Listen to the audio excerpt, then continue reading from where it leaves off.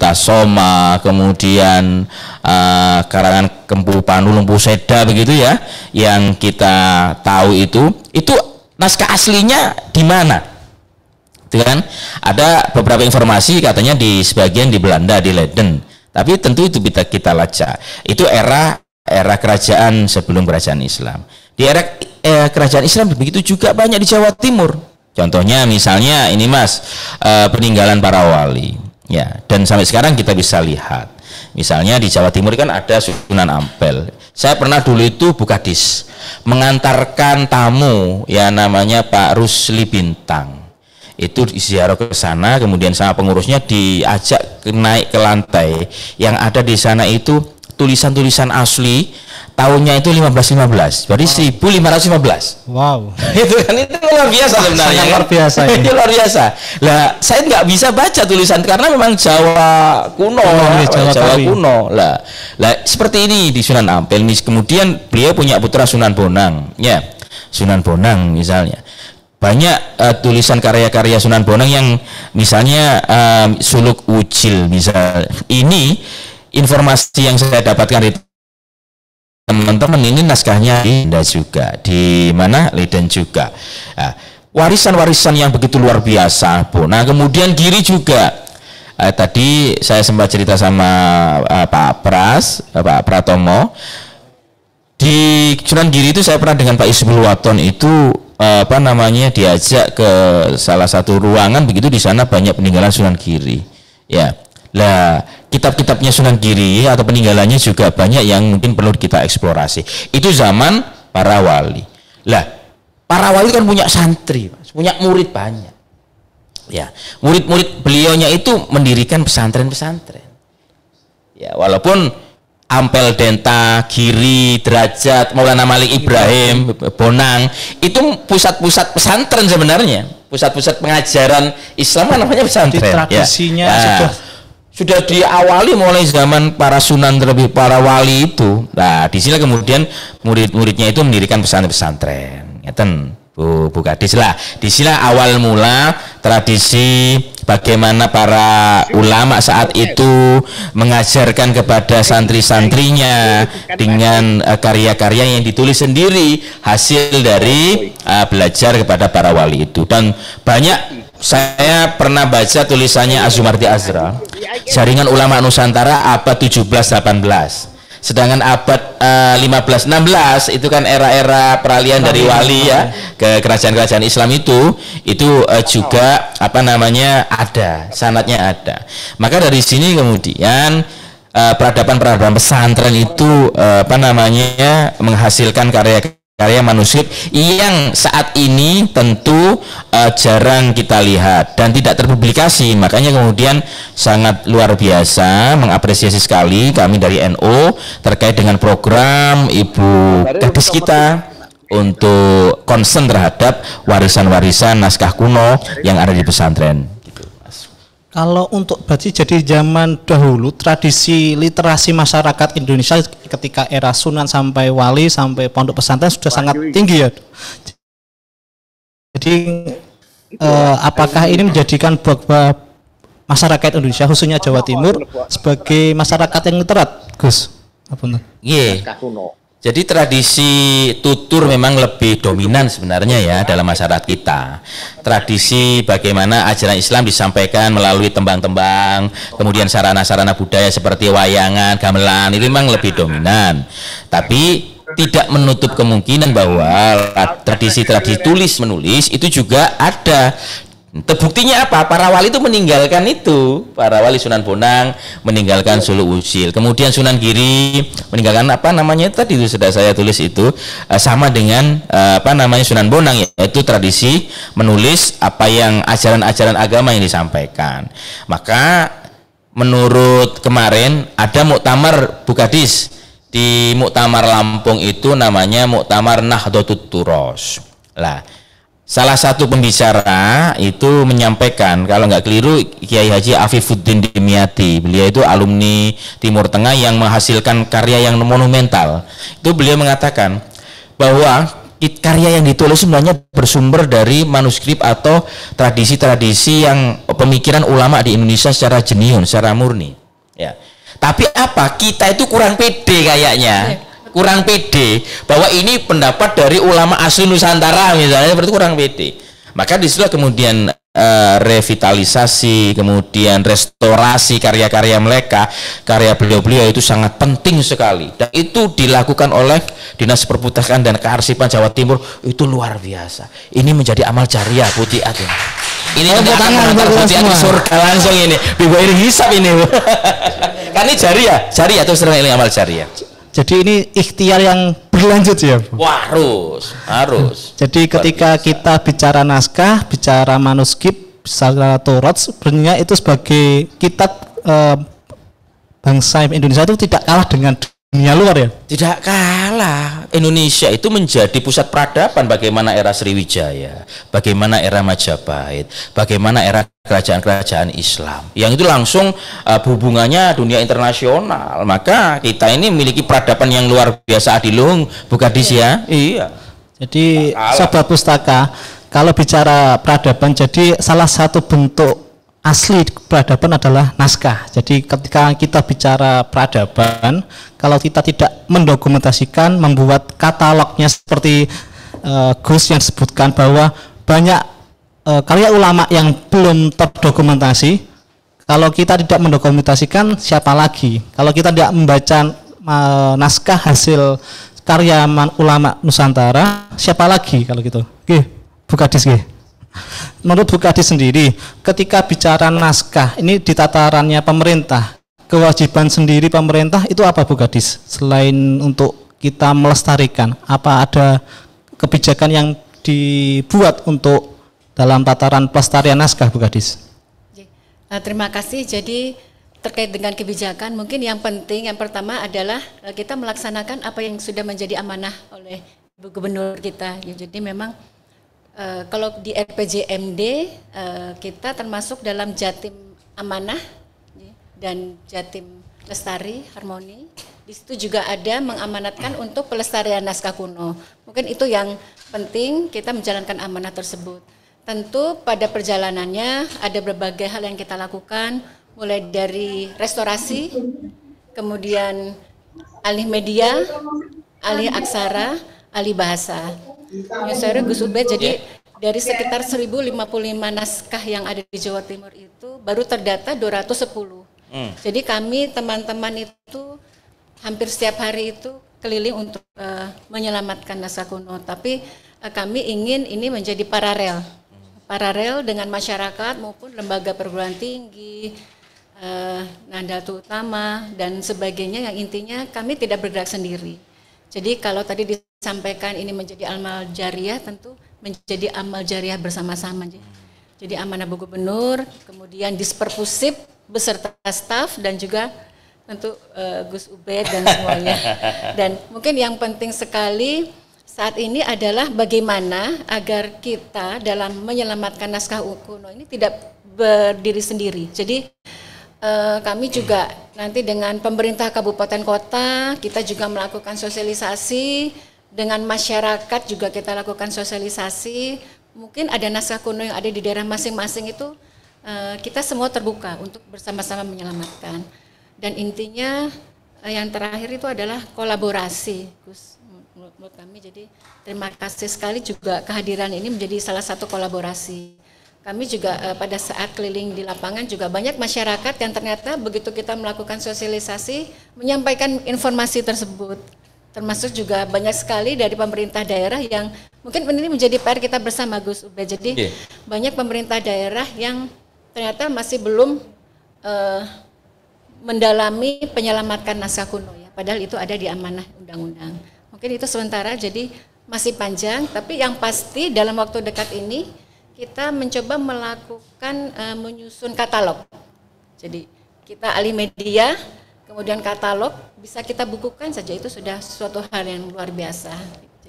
Jadi ini itu, seperti yang dibicarakan Gus. Jadi pendokumentasinya sama pengkatalogan salah satu jalan utama ya Gus. Ya betul. Jadi ketika katalog itu dibuat, dokumen karya manuskrip itu menjadi bahwa bukti itu bisa kita turunkan begitu ya. Yeah. Bu Kadis, mohon maaf Bu Kadis, 1055 jumlah judul manuskrip tersebut, apakah itu termasuk yang ada di pesantren Bu Kadis? Kalau dapat info kemarin itu dari Perpusnas belum termasuk pesantren. Ya, itu belum termasuk pesantren. Nah, oleh karena itu kita nyuwun sewu, kita juga mohon arahan dari Gus Ubay terkait dengan banyaknya naskah kuno yang ada di pondok pesantren. Jadi kami memang teman-teman paralel datang ke berbagai pondok pesantren, tapi tentu masih banyak naskah kuno yang berserak di pondok pesantren. Jadi mungkin tadi seperti tadi kita sampaikan, bagaimana agar kita terkoordinasi, terorganisir untuk penyelamatan naskah kita bersama. Jadi cita-cita kita bersama nyuwun sewu mungkin Jawa Timur itu bisa menjadi jujukan nantinya untuk penyelamatan naskah kuno, tidak hanya masyarakat tapi juga pondok pesantren, karena jumlah pondok pesantren di Jawa Timur luar biasa, sangat banyak dibandingkan provinsi lainnya. Betul. Mungkin kita harus membuat reposisi Jawa Timur terkait dengan naskah kuno yang ada di Indonesia. Betul. Mungkin itu dari jadi kita. Jawa Timur nanti akan jadi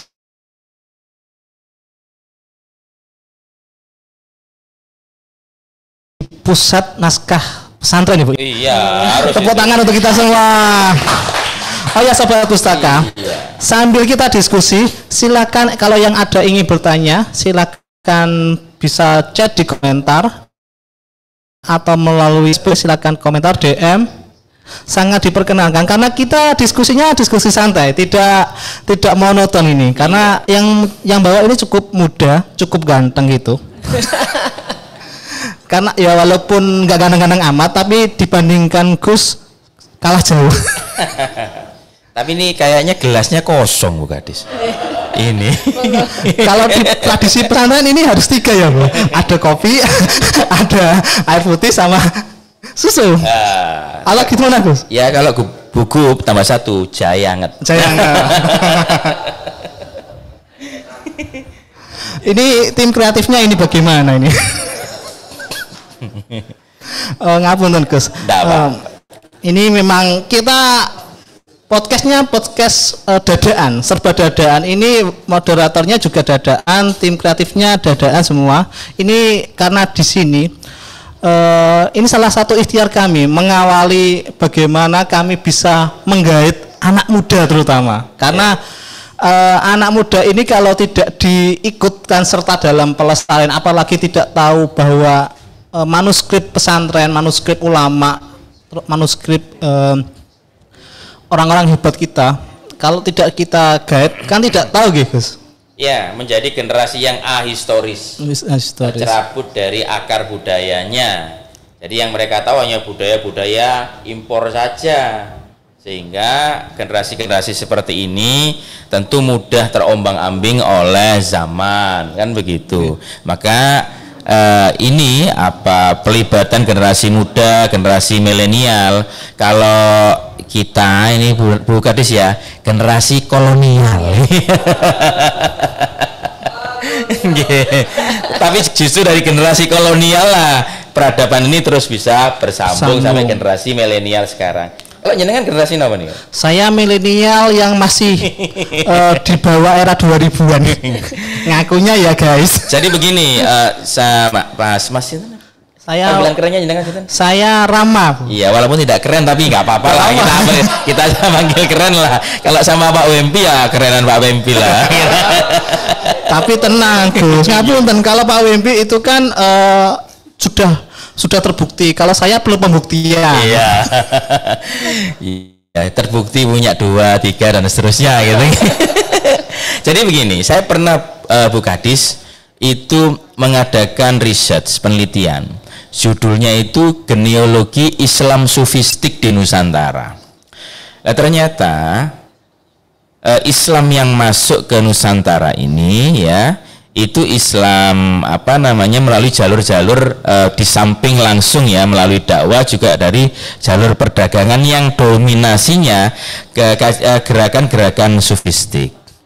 Dan apa yang disampaikan oleh para wali itu ya ternyata memiliki jejaring yang luas dengan Timur Tengah, karena memang nasabnya di sana tersambungnya di Hadramaut Yaman, kemudian di Mekah. Ya, jadi memang asli Islam di Nusantara itu memang asli Islam dari Makkah Madinah. Kemudian para ulama penyebar agama Islam itu memiliki jejaring, ya, ketika beliau-beliau baik secara nasab maupun sanad keilmuan dengan penerus-penerusnya. Termasuk generasi penerus itu adalah generasi-generasi yang mendirikan pesantren. Maka di PowerPoint itu untuk melacak genealogi itu saya ngambil mulai dari pesantren yang paling tua terus. Ini ya pesantren yang paling tua. Di atasnya itu ada mau terus mulai dari ini. Jadi misalnya para wali songo itu kemudian memiliki murid-murid, ya, kira-kira era wali songo sekitar abad 14, kemudian abad 15, ya. Kemudian setelah itu bersambung kepada era 16, kemudian 17. Ini kan sudah mulai penjajah-penjajah asing masuk, ya. Portugis itu kan kurang lebih 1557 ya masuk di Malaka itu. Kemudian diserang oleh Demak itu. Maka di sini kemudian generasi-generasi itu mendirikan pesantren. Contoh ini Bu Kadis, ya. Itu pesantren Al-Hamdaniyah. Itu didirikan pada tahun 1787. Ya. Disitulah kemudian Yai Hasyim Asy'ari pernah nyantri sebelum ke Bangkalan, sebelum ke Syekhona Khalil. Lah, ini di Panji. Di sana ada pesantren yang didirikan oleh menantunya, yaitu Al-Khazini, Kiai Khazin itu, ya. Itu terus memiliki jejaring pesantren, santri-santri yang banyak. Lah di sana ditemukan berbagai macam karya-karya dari pendahulu-pendahulu pendiri pesantren tersebut, yang itu merupakan ajaran dari generasi-generasi sebelumnya yang nanti nyambungnya kepada Wali Songo. Terus coba next lagi. Lah, pesantren Sidogiri, ya, itu apa 17 juga 17-18 didirikan oleh Sayyid Sulaiman. Namanya Sayyid ini kan langsung turunan dari Rasulullah. Rasulullah kan. Lah, sampai sekarang eksis, santrinya banyak, karyanya banyak, ratusan itu. Wow. Ratusan. Kalau di Al-Hamdaniyah itu Kiai Hamdan, kemudian Kiai Yakub Hamdani, putranya, itu juga mengumpulkan naskah yang banyak sebenarnya. Kemudian di Sidogiri itu saya dengar itu ratusan yang ada. Maka ini yang belum teridentifikasi karena mungkin ya para generasi selanjutnya tidak mendokumentasi berupa bibliografi atau catatan-catatan itu, sehingga memungkinkan untuk ada yang ke Telesut, ada yang kemana, kan begitu. Lah ini yang tadi jenengan katakan di mana? Di Madura. Ini yang di Malang, ya. Yang di Malang itu didirikan 1768. Kan tidak terlalu jauh. Artinya satu generasi ini. Satu generasi. Nah, coba nih next lagi. Lah itu yang jenengan Banyuanyar itu kan, ya. Di Banyuanyar ternyata ada Darul Ulum, ada Miftahul Ulum. Ya. Itu abad ke-17 juga 1787. Di sana juga ada yang lebih tua dari ini di Kiai Zubair. Ini Kiai Isbat bin Ishak, ya. Itu salah satu generasi keberapa, keempat atau kelima itu Bu Kadis, teman saya di S3 itu cerita bahwa dia banyak naskah peninggalan kakek buyutnya, dan ini harus gimana kan, ya, nanti kita akan kenalkan dengan itu supaya bisa kolaborasikan. Jadi kami ini salah satu pintu masuknya gitu. Nah, ini kita menggait kabupaten kota, bagaimana kita menggait, kita mendekati kantong-kantong naskah melalui NU, melalui LTNU, Nahdlatul Turas dan lainnya, ya Gus, ya. Pesantren tadi itu, coba lihat lagi Mas, Komarudin. Ini kan sebenarnya dekat sini aja, Gresik ini kan. Iya. Sudah pernah syuting. Itu didirikan coba tahun 1753, 75 ya. 1775. Kemudian saya lagi ini. Terus. Lah, ini ada Langitan, ada Termas. Jadi Termas itu menghasilkan ulama-ulama kaliber internasional. Ini Jawa Timur semua. Saya nggak ngambil contoh yang lain, Jawa Timur semua. Ada Syekh Mahfud Turmusi. Beliau itu gurunya ulama-ulama di Nusantara. Yang beliau itu menjadi imam apa namanya masyayikh yang luar biasa di Haromain. Jadi beliau punya gelar itu Khodimul Haromain, setelahnya Imam Haromain gurunya Imam Ghazali. Karena saking alimnya. Berarti ulama Nusantara itu. Ulama Nusantara itu menjadi ulama yang kalibernya internasional. Ada Syekh Nawawi Al-Bantani, Imam Nawawi Bantani itu karyanya luar biasa banyak. Ya. Itu jadi, di Banten sudah terdokumentasi, Prof. Gus. Itu sudah di Dinas Perpustakaan Banten itu sudah ya? Iya, sudah terdokumentasi. Karena memang sekarang salah satu cucunya jadi wapres, jadi terdokumentasi. Jadi Kiai Ma'ruf Amin salah satu apa cucunya. Ini termas ini itu, ya itu luar biasa. Nah, kemudian Langitan Tuban sudah kita tahu bersama. Di sana coba disilaturahimi sehingga apa? Bisa dikaji dan digali lebih lanjut. Terus terakhir ini coba ya ini Syekhona Khalil Bangkalan dan Tegal Sari ya, Kiasan Besari. Kemarin Bu Kadis kita mengadakan mujahadah kubro di pesantren Tegal Sari. Nah di Tegal Sari Kiasan Besari, ketika kita ke sana ternyata apa, memang itu peninggalan yang luar biasa ya. Artinya rekam jejak perjuangan beliau sehingga menghasilkan murid seperti Pangeran Diponegoro, Sokraminoto, memang luar biasa. Ya, peninggalan ya luar biasa. Kemudian salah satu generasinya mendirikan pesantren Gontor yang juga besar, luar biasa. Demangan Kiai Khalil itu menjadi masyayikhnya kiai-kiai ulama-ulama tidak hanya di Jawa Timur, tapi di Indonesia bahkan mancanegara, kan begitu. Bagaimana muridnya, santrinya Syekhona Khalil Bangkalan itu rata-rata mereka menjadi ulama besar. Ada Kiai Hasyim Asy'ari, Kiai Habib Husbullah, kemudian termasuk ini next lagi Kiai Haji Muhammad Hasan Genggong. Lah ini pesantren Genggong. Nah, saya dulu di Genggong lama, Bu. Sekitar 6 tahun di sana ya. 6 tahun di sana, dan ketika saya ke perpustakaan itu, naskah-naskah yang seperti ini itu banyak saya lihat. Banyak di sana. Dan yang dikaji di sana di Genggong itu banyak karya yang ditulis oleh masyayikh sana, oleh masyayikh pesantren Zainul Hasan, dan itu didirikan langsung dulu, didirikan oleh Syekh Zainul Abidin Al-Maghribi dari Maroko pendirinya. Jadi memang kalau saya lihat dari generasinya itu, beliau itu sekitar generasi ke-7 dari Sunan Giri, tidak terlalu jauh dari Raden Ainul Yakin, Maulana Ishak, Sunan Giri, kemudian ini generasinya tidak terlalu jauh, kira-kira generasi ke-7, termasuk masih keturunan Rasulullah ya berarti? Iya, jelas itu nasabnya bersama kepada Rasulullah, termasuk Tebu Ireng. Nah, Kiai Hasyim Asy'ari. Ini catatan yang dikumpulkan oleh cucunya Kiai Haji Isamuddin Hadik, Allah yarham, karena beliau sudah almarhum, itu banyak dan baru terpublikasi berapa puluh saja dari ratusan karya beliau itu.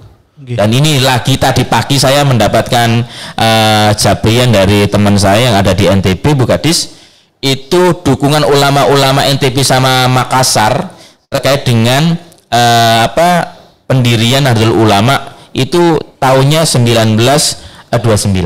Berarti itu tercatat ya? Tercatat itu. Wah, bagus itu. Itu naskah itu naskah itu. Jadi nanti bisa didalami lebih lanjut. Saya kira dengan semangatnya Bu Kadis kita yang luar biasa, insya Allah cita-cita dan harapan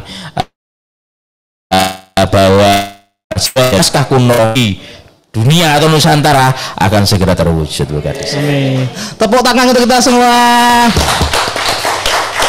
Mohon izin Bu Kadis, ternyata di kolom chat ini sudah banyak pertanyaan ini. Kita bisa lihat yang boleh di atas Mas, ini dari yang atas dulu tadi sudah kami catat. Dari Bu Maliha Ibu, ada pertanyaan. Sangat mendukung program Jawa Timur menjadi jujukan naskah, terutama ini Bu, bagaimana kolaborasi antara kabupaten Ibu? Ini bagaimana Bu sinergi antara Dinas Perpustakaan Provinsi dengan kabupaten ini, bagaimana Bu bentuk kolaborasinya Bu? Terima kasih Mas. Jadi kolaborasi itu yang pertama sudah kita lakukan pada saat teman-teman ke lapangan ya. Namun untuk lebih intensifnya minggu lalu kita baru mengundang kabupaten kota. Jadi kita mengundang kabupaten kota juga termasuk tenaga ahli dari Perpusnas dan dari Litbang Kementerian Keagamaan yang berkedudukan di Semarang, untuk kita melakukan sosialisasi kepada pemerintah kabupaten kota, karena ternyata sesuai dengan amanah Perpusnas naskah kuno itu menjadi program tersendiri.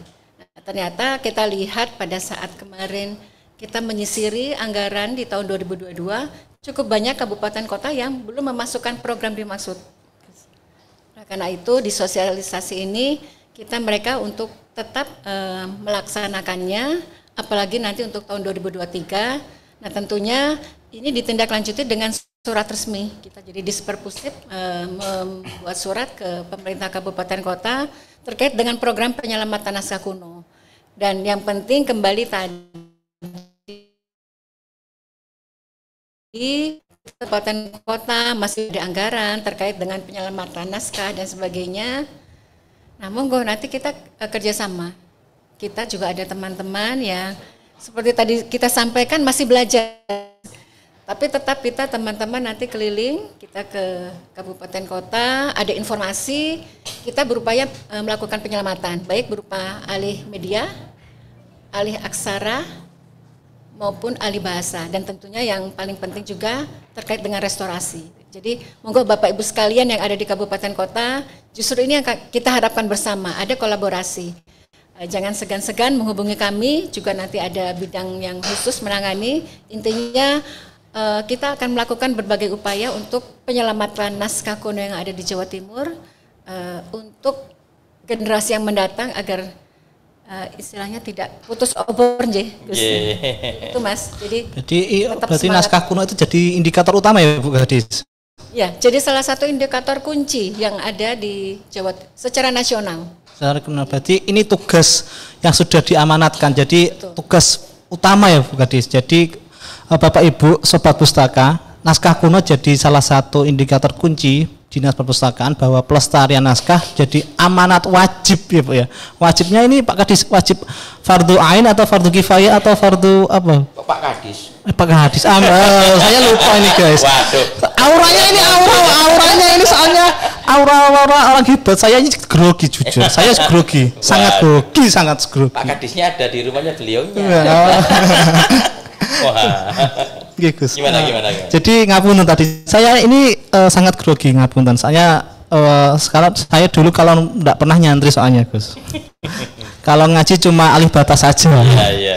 Jadi ngapunten. Untuk pandangan Gus sendiri, ketika ini jadi indikator kunci dinas pemerintah, apakah bisa mengakomodir masyarakat, Gus? Apa perlu gimana biar masyarakat lebih mengenal atau bagaimana masyarakat lebih terbuka akan naskah? Bagaimana pandangan Gus? Ya, sebuah program itu akan sukses kalau dilakukan secara bersama-sama, berkolaborasi. Intinya berkolaborasi. Sekarang itu eranya berkolaborasi. Ya, dengan berkolaborasi kita akan bisa melakukan banyak hal. Maka untuk itu saya memberikan masukan, usulan. Oh, usulan. Dicatat ya guys. Dicatat ini. Perlu dicatat ini, perlu kasih bintang ini. Di sini di samping punya institusi formal ya, baik di tingkat provinsi maupun kabupaten kota, juga ada institusi samping, yaitu Kementerian Agama. Tentu juga di samping institusi formal, yang tidak kalah hebatnya itu adalah institusi-institusi yang ada di masyarakat, karena ini kekuatan civil society, ya, kekuatan masyarakat. Lah, salah satu pilarnya itu adalah organisasi kemasyarakatan yang itu menghimpun berbagai macam institusi non formal di masyarakat atau pesantren. Lah, itu namanya Nahdlatul Ulama. Nahdlatul Ulama itu mempunyai lembaga khusus yang mengkoordinasikan pesantren-pesantren se-Indonesia. Kalau di Jawa Timur, se-Jawa Timur. Namanya Robitotul Ma'ahid Islamiyah atau RMI. Data dari RMI Jawa Timur itu sesuai dengan laporan yang disampaikan kepada kami, pesantren baik yang skala besar artinya santrinya di atas 10.000, skala menengah di bawah 10.000, dan skala kecil ya sekitar 1.500 dan seterusnya, itu 12.000 lebih. Wow, 12.000 lebih. 12.000. Luar biasa. Tepuk tangan untuk Jawa Timur. Ya. Maka dari itu pesantren-pesantren yang terkoordinasi melalui RMI ini tentu memiliki ciri khas masing-masing. Walaupun ya ada jejaring yang diantara mereka ada ikatan guru dan murid sanatnya, guru dan santri sanatnya. Tapi ketika dinas perpustakaan mungkin ya berkolaborasi dengan RMI, kemudian di NU juga ada namanya LTN, Lembaga Taklif wan Nasr, lembaga pengarangan dan penerbitan lah, kira-kira seperti itu kurang lebihnya. Itu kemarin melonsing namanya gerakan Nahdlatul Turos, kebangkitan literasi masyarakat, diresmikan di Muktamar Lampung kemarin, di Muktamar Lampung ya. Dan itu saat ini lagi gencar memburu naskah-naskah yang ada di pesantren itu, merapikan, merestorasi dan sebagainya. Artinya ada kemiripan yang sama. Kemudian ketika ini dikolaborasikan maka akan menjadi kekuatan yang luar biasa. Jadi bisa saling mengisi. Ya, jadi RMI, LTN di tingkat masyarakatnya, kemudian ada dinas perpustakaan dan kearsipan di tingkat pemerintahannya. Maka dengan kolaborasi ini, 3 pilar ini, insya Allah apa yang targetkan atau yang dijadikan tujuan dari dinas perpustakaan ini bisa segera masif, Bu Kadis, untuk terselesaikan, atau untuk sosialisasi masyarakat itu akan terus bisa continue. Ngeten Bu Kadis. Jadi Sobat Pustaka, ini salah satu poin kuncinya. Jadi kita kolaborasinya dengan masyarakat, dengan pondok pesantren, khususnya kalau di NU ada LTNU, RMI. Jadi kita bisa lebih menggali bagaimana naskah kuno ini bisa lebih tergali, lebih terselamatkan. Untuk mohon izin Bu Kadis, ada pertanyaan kedua ini. Ini ada Mbak Nana dari Kota Malang. Pertanyaannya adalah pelaksanaan tentang pelestarian naskah itu bagaimana Bu Kadis tentang pelaksanaan pelestarian naskah? Kita bagaimana menghimpun naskah, bagaimana kita mengelola naskah, serta diseminasinya bagaimana Bu yang ada di Jawa Timur, Bu Kadis? Terima kasih Mbak Nana. Jadi kalau kita melihat sebetulnya prinsipnya sama ya. Kalau Mbak Nana tadi di Kota Malang, untuk Jawa Timur ini di seluruh Jawa Timur memang areanya. Memang pertama kali kita cukup kesulitan untuk menemukan naskah kuno, jadi seperti itu. Namun Gus, kami percaya insya Allah dengan niat baik, insya Allah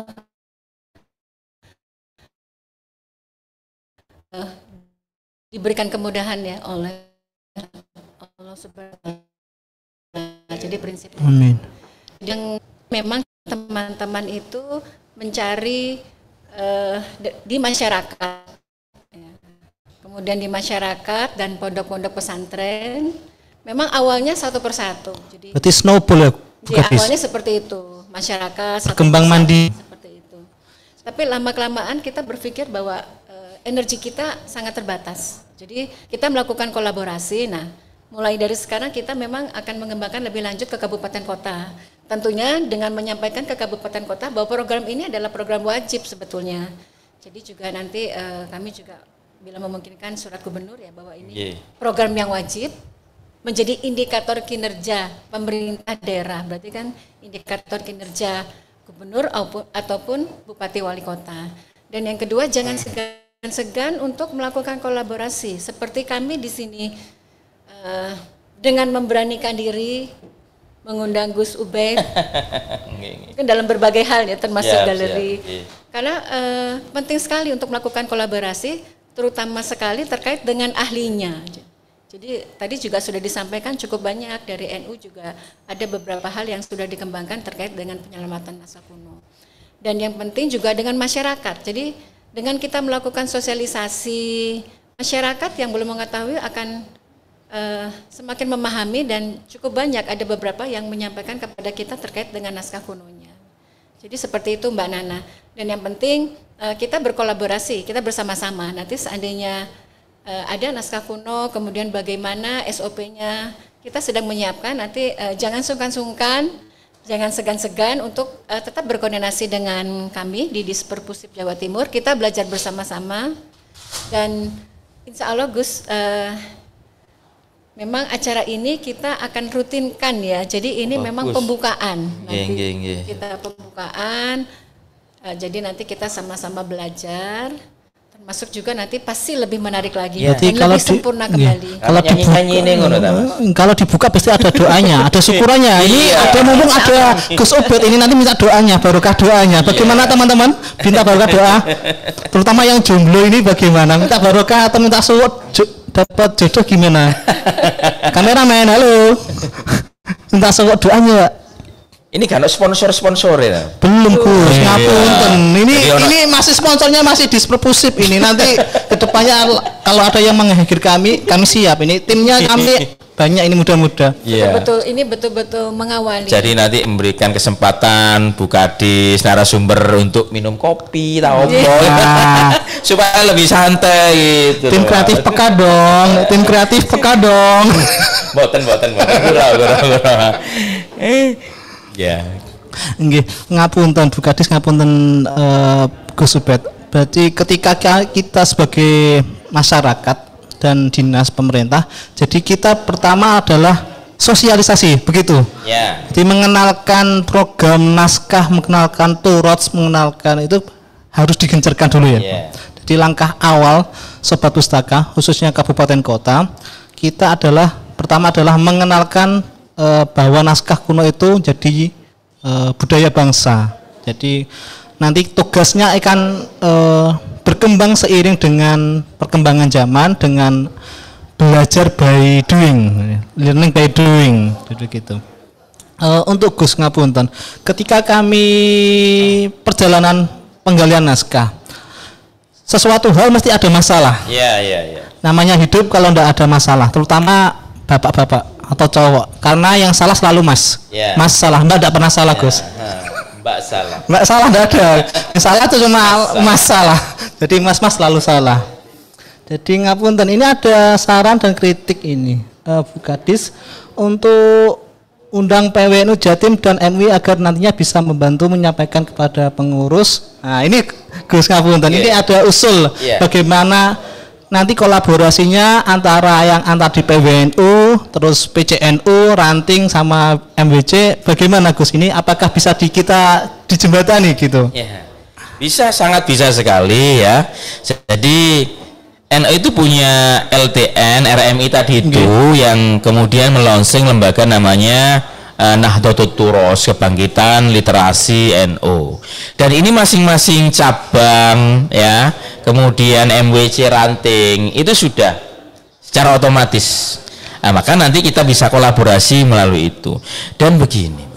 Jadi kesadaran literasi kita memang Al-Qur'an pertama kali turun kan Iqra. Baca.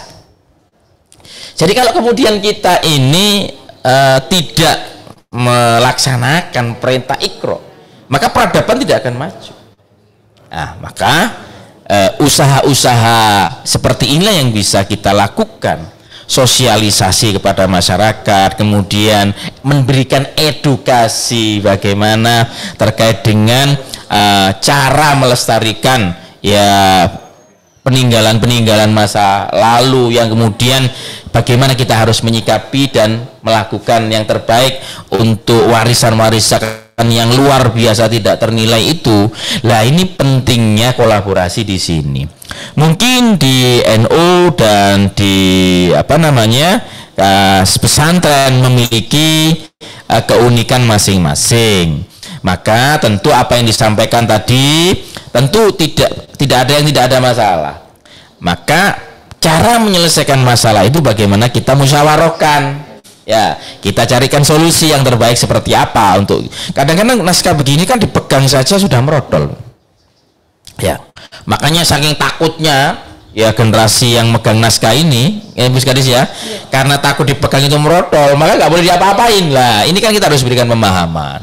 Karena mungkin Dinas Perpustakaan memiliki strategi cara bagaimana merestorasi naskah-naskah itu agar tidak malah rusak, kan begitu. Itu perlu kita pahamkan kepada mereka. Karena sebagian Bu Kadis, mereka nganggap ini jimat. Tidak boleh diapa-apain. Kalau kemudian disimpan saja kan lama kelamaan semakin bertambah usianya kan semakin lapuk, malah semakin rusak kalau tidak restorasi, kan begitu. Maka hal-hal ini yang kemudian bisa kita komunikasikan dengan pihak-pihak di masyarakat, khususnya di kalangan pesantren, bahwa ini akan menjadi amal jariah ketika kemudian kita bisa manfaatkan untuk kepentingan dan kemaslahatan umat. Ngeten. Ngapunten Gus, ini Mbak Nana ini banyak pertanyaannya ini. Ini pertanyaan kedua ini. Ngapunten Gus, kalau diperbolehkan, apakah di pesantren sendiri mau memiliki kewajiban atau kesadaran di kebangkitan literasi? Pertanyaan pertama Gus. Dan kedua, apakah ada kewajiban melaporkan naskah yang dimiliki di pondok pesantren? Ini mungkin pertanyaannya bukan untuk Gus Ubed, ini Bu Kadis ini. Apakah ada kewajiban di pesantren Gus Bu Kadis untuk melaporkan naskahnya Bu Kadis? Monggo Gus Ubed, silakan. Kalau kesadaran ya sekarang ini kita bangkitkan, makanya nahdoh. Nah, kalau kebangkitan literasi NU, kebangkitan literasi pesantren, bagaimana generasinya melek terhadap literasinya, peninggalan-peninggalan yang ada. Maka ini yang terus kita gelorakan, karena sebagian ya juga yang tidak sadar ya juga ada. Tapi mulai kita akan kikis itu dengan gerakan Nahdlatul Turos ini, dalam rangka bagaimana agar peninggalan-peninggalan, warisan-warisan yang berupa manuskrip kuno itu yang tentunya tidak ternilai harga dan bagian integral dari peradaban kita, kan, peradaban Nusantara, peradaban Jawa Timur, ini menjadi sumbangsih yang menjadi jariah amal yang tidak ternilai dan terus mengalir. Jadi itu kesadaran itu yang kita terus gelorakan agar kita melek literasi lah nih, sadar akan literasi kita. Apunten Gus, mungkin saya melanjutkan pertanyaannya. Okay. Ketika kita sudah melakukan gerakan ini, namanya hidup kan selalu ada masalah. Yeah. Ketika kami menghadapi pondok pesantren yang mohon maaf tanda kutip tertutup, tidak berkenan untuk didata naskahnya, bagaimana menurut Gus Ubed solusinya Gus? Solusinya ya kita melakukan pendekatan yang apa yang dimaui mereka, apa yang dimaui itu kan tidak mungkin mereka tertutup 100%. Karena apa? Karena apa? Kalau kita bisa melakukan diskusi, musyawarah, tentunya ada solusi-solusi yang terbaik. Kalau toh memang itu sangat-sangat tertutup, wes pokoknya gak gelem, ya begitulah, antipati. Ya tentunya kita ya apa namanya perlahan-lahan, tidak langsung kemudian pokoknya kudungin enggak lah, ya tidak seperti itu. Karena walaupun bagaimana itu menjadi hak mereka untuk mengembangkan, untuk melindungi, untuk melestarikan hasil-hasil atau warisan-warisan dari pendahulunya. Tapi tentunya dengan pola komunikasi yang baik, melalui musyawarah yang baik, pintu ya artinya apa? Kalau kita bertamu ke seseorang kemana melalui pintu yang benar, insya Allah dibukakan dengan ramah. Apalagi di pesantren, insya Allah, karena pesantren tidak mengenal seperti itu. Saya kira saya lama ya, bertahun-tahun komunikasi dengan dunia pesantren itu, insya Allah mereka sangat terbuka, dan itu yang diajarkan oleh generasi-generasi pendahulu beliau-beliau kepada kita. Berarti kami pendekatannya kurang ya, instan ya? Kurang Bu Kadis. Apalagi Bu Kadis yang datang, melihat pesonanya Bu Kadis saja, langsung dibukakan pintu. Bu Kadis. Apalagi kalau dikenalkan bahwa Bu Kadis ini merupakan finalis dari Putri Indonesia, begitu luar biasa. Jadi cocok menjadi bunyai dari sana Bu Kadis ini. Jadi kalau kami mendekati kayak cewek itu harus sowan beberapa kali, terus bagaimana mengenalkan kami gitu ya, Bro. Ya, penting itu. Jadi kalau kita mau memahami atau kultur yang ada di masyarakat, lah tentu kita akan bisa menyesuaikan dengan kultur itu. Ketika kita bisa mengambil hati masyarakat itu, pesantren itu, tentu apa yang tidak dikasih, wong putra atau putrinya dikasih, apalagi naskah kan begitu. Berarti kalau kami itu soalnya niat utamanya naskah ya Gus ya. Jangan ada niat sampingan gitu. Iya, kalau ada niat sampingan bagi yang jomblo nggak apa-apa. Bagi seperti Gus Pratomo tadi mau nambah ini yang susah kayaknya. Cukup saja Gus. Cukup satu. Ya cukup satu saja. Satu di Surabaya, satu di Sidoarjo, satu di ya Bu Kadis ya. Tentu nggak setuju kalau Bu Kadis ini. Karena istri ya Gus. Dan 3. Berikan 3. Maaf bercanda ya guys. Ini bercanda karena kalau serius kan kurang afdol ya, begitu. Bercanda tapi sungguhan. Saya tidak berani, Gus. Ngapunten Bu Kadis, tentang pertanyaan tadi, tentang apakah masyarakat khususnya pondok pesantren berkewajiban untuk mendaftarkan naskahnya, Bu Kadis? Ini Bu Kadis ada pertanyaan begitu. Jadi kalau kita kembali kepada upaya untuk penyelamatan peradaban bangsa ya, kemudian terkait dengan naskah kuno, salah satu dari peradaban bangsa itu memang justru yang berkewajiban itu adalah pemerintah. Jadi kita sebagai pemerintah wajib memfasilitasi. Gitu. Memang setiap, mungkin bisa dilihat juga di presentasi ini juga, masyarakat juga memiliki kewajiban tapi lebih kepada menjaga, memelihara, menyimpan, menjaga kelestariannya. Gitu. Tadi setuju Gus Ubed, jadi adalah bagaimana kita mendekati mereka, berkolaborasi. Kalau kita mewajibkan pondok pesantren wajib menyerahkan kepada disperpusif, kok sepertinya bukan hal yang bijak. Jadi bagaimana kesadaran itu bisa tumbuh bersama, kita kolaborasi bersama. Nyusewu Gus Ubed, kebetulan saya secara pribadi belum pernah bersama-sama teman-teman ya langsung turun ke lapangan karena selalu bersamaan ya dengan kegiatan lain. Memang biasanya kita melakukan alih media itu di tempat. Jadi kita tidak membawa sama sekali. Kami juga menjaga perasaan, menjaga hal-hal yang nomor satu kami selalu menyampaikan kepada teman-teman, pertama etika. Yang kedua peraturan perundangan yang berlaku. Jangan sampai niat baik kita untuk menyelamatkan naskah kuno itu menjadi cedera karena kita salah langkah. Ya, betul. Jadi bagaimana kami mengundang Gus Ubed di sini juga merupakan salah satu langkah kami agar kedepannya tidak salah jalan.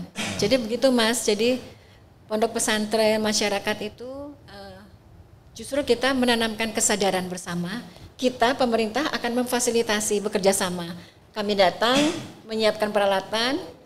Kita awali dengan alih media bila memungkinkan, kemudian alih aksara, alih bahasa dan sebagainya, juga termasuk restorasi naskah kuno. Jadi itu. Sobat Pustaka, naskah tetap menjadi milik masyarakat, tidak dimiliki Dinas Perpustakaan. Jadi di Undang-Undang 43 tahun 2007, naskah tetap menjadi milik masyarakat. Jadi Dinas Perpustakaan maupun Perpustakaan Nasional hanya berkewajiban melestarikan saja ya Bu Kadis ya. Jadi merawat serta membuatkan pelestariannya, pelestarian alih media maupun pelestarian fisik. Jadi Sobat Pustaka, ini salah satu bentuk pelestarian naskah. Ini dulunya sangat rapuh. Ini sudah kami restorasi jadi Sobat Pustaka. Bisa di zoom untuk kelihatan kan? Ini ada yang bolong-bolong Sobat Pustaka. Jadi salah satu bentuk ikhtiarnya nanti Dinas Perpustakaan akan merawat serta melestarikan naskah yang ada di masyarakat. Kemudian naskah tetap akan menjadi milik masyarakat. Nah, ini bisa jadi langkah awal ya, begitu Sobat Pustaka. Nanti ini nanti kita kolaborasi antara Dinas Perpustakaan Kabupaten dengan lembaga seperti NU, bahwa ini salah satu ikhtiarnya. Jadi bentuk awalnya kami Dinas Perpustakaan itu yang akan turun ke masyarakat. Tetapi kalau masyarakat juga berkeinginan untuk mendaftarkan atau mendatakan naskahnya, sangat diperbolehkan karena di Undang-Undang 43 tahun 2007 dijelaskan bahwa masyarakat berhak mendapatkan nomor register naskah, begitu Bapak Ibu. Jadi masyarakat dapat nomor sertifikat naskah, seperti bahasa kasar saya adalah seperti BPKB atau STNK di kendaraan bermotor. Jadi naskah sebenarnya ada, bisa didaftarkan, bisa dimiliki bahwa naskah itu miliknya siapa, begitu. Seperti sertifikat itu kan menunjukkan kepemilikan. Sebenarnya. Jadi naskah ini tetap jadi milik masyarakat, menjadi legalitas ketika ada sertifikat, begitu.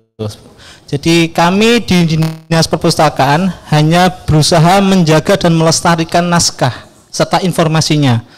Dan bagaimana itu naskah informasi itu bisa menjadi milik bersama. Ketika ketika hanya naskah dibaca oleh satu orang saja, bagaimana tradisi literasi, tradisi berbagi ilmu pengetahuan tidak dibagikan. Nah, ini salah satu bentuk pasca pelestarian inilah menjadi PR utama kita nanti ke depannya.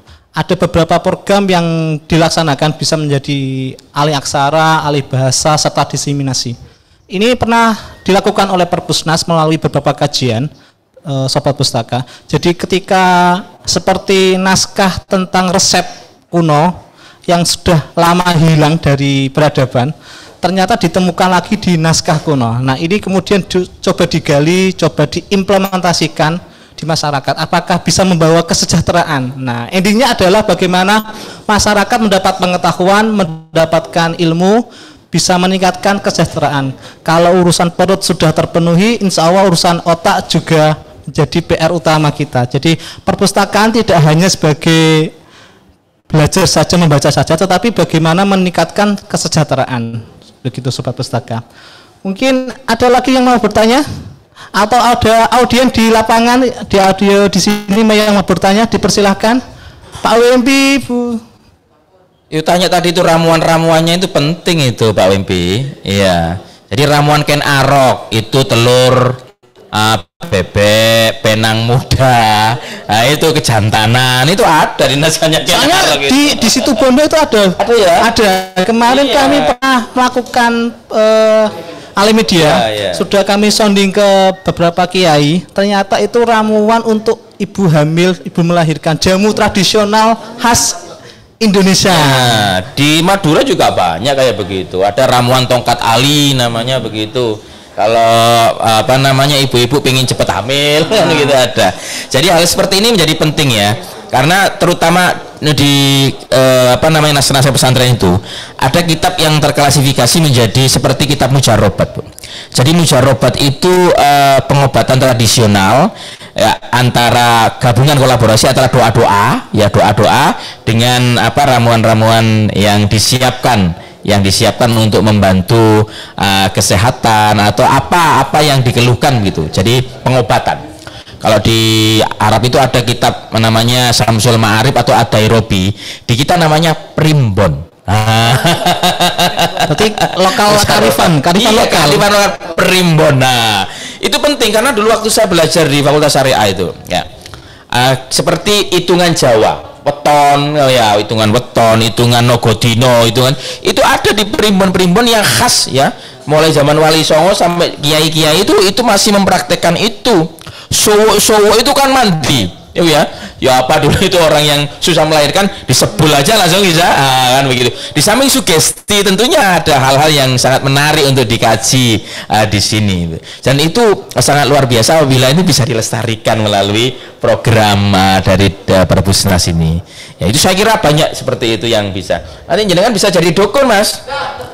Ngapunten Gus, saya sudah dikira dukun ini. Oh iya, alhamdulillah kalau begitu. Karena apa? Berinteraksi dengan naskah. Iya. Di perumahan itu saya dianggap dukun. Ya alhamdulillah lah. Padahal saya cuma melestarikan aja, padahal nggak bisa baca, nggak bisa, itu cuma Alimedia. Paling tidak dianggap dukun. Dianggap dukun. Padahal ya minta jambi-jambi ya asebul wae.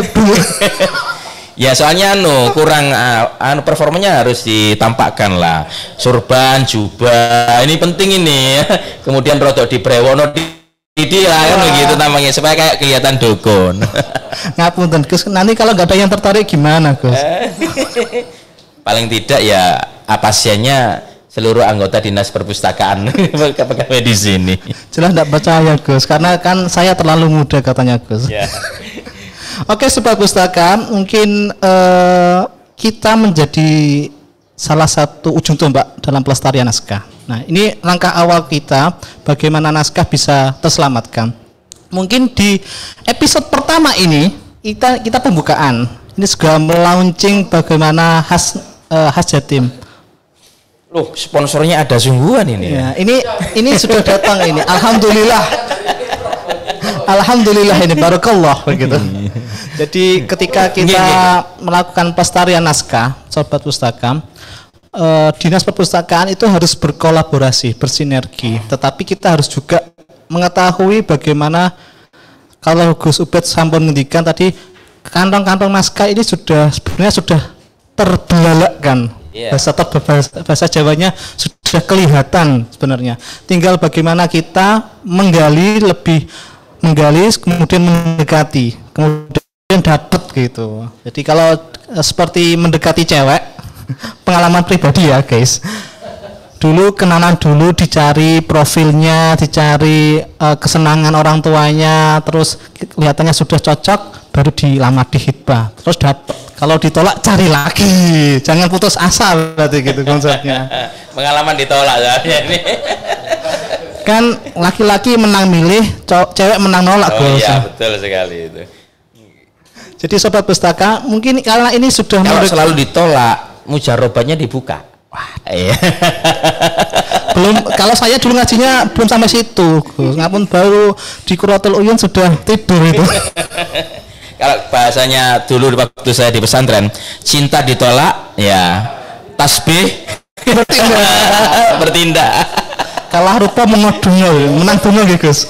Kalah rupa menang dungo gitu Gus. Kalah rupa menang dungo. Ada lagi. Gus. Kalah rupa kalah bondo menang dowo. Oh yang bisa nengah gitu.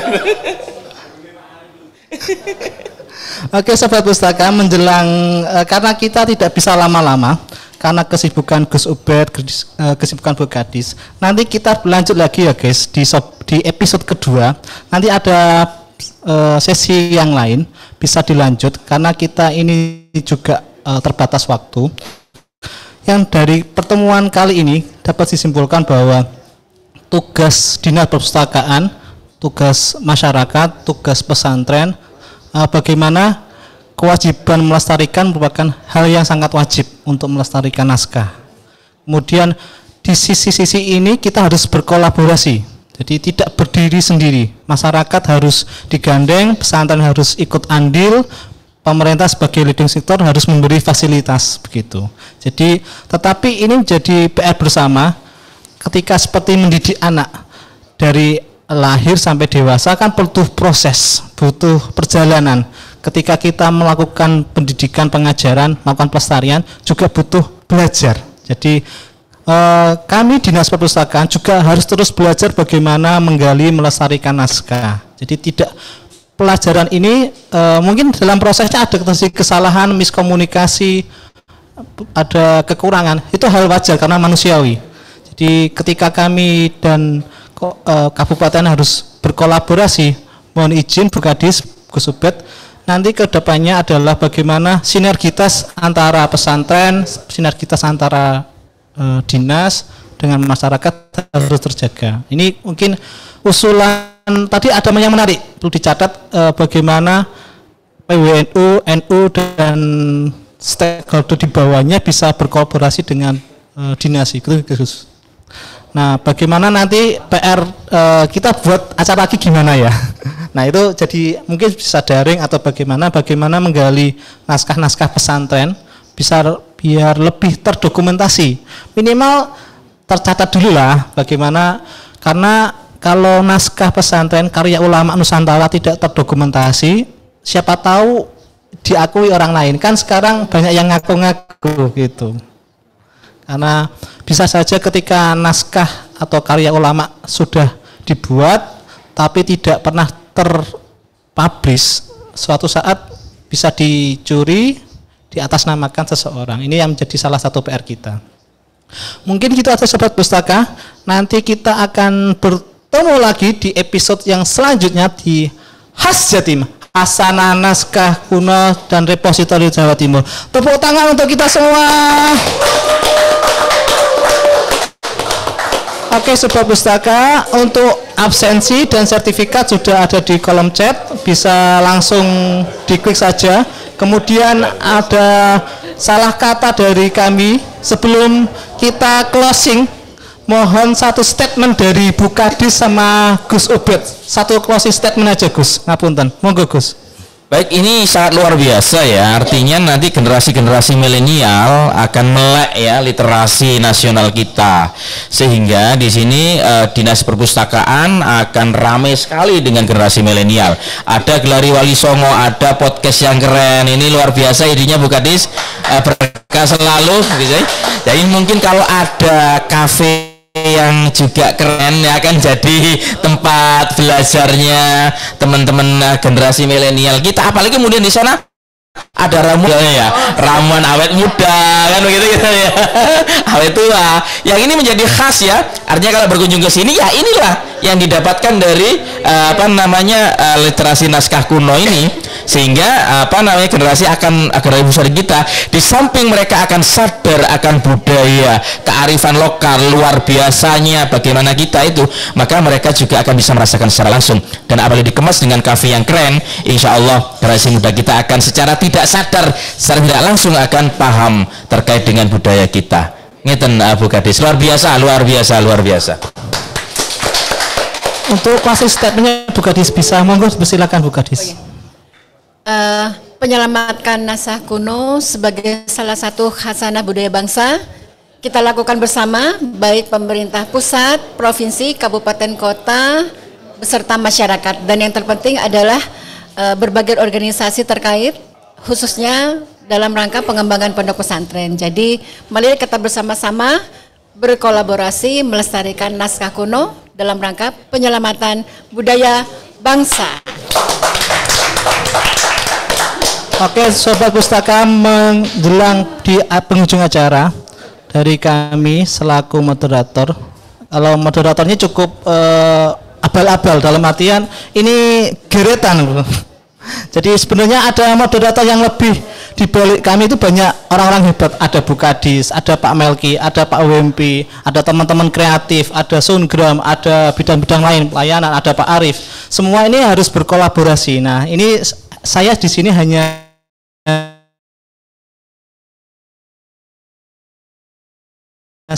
secuil apabila dalam penyampaian kami di acara ini sopan dan santai begitu. Tetapi dalam penyampaian tetap pasti ada masalah, ada kesalahan. Kami mohon maaf yang sebesar-besarnya apabila dalam penyampaian kami Bu Kadis, Gus Ubed terjadi kekeliruan. Kami mohon maaf. Wabillahi taufiq wal hidayah. Wassalamualaikum warahmatullahi wabarakatuh. Waalaikumsalam. Selamat pagi Sobat Pustaka. Salam literasi.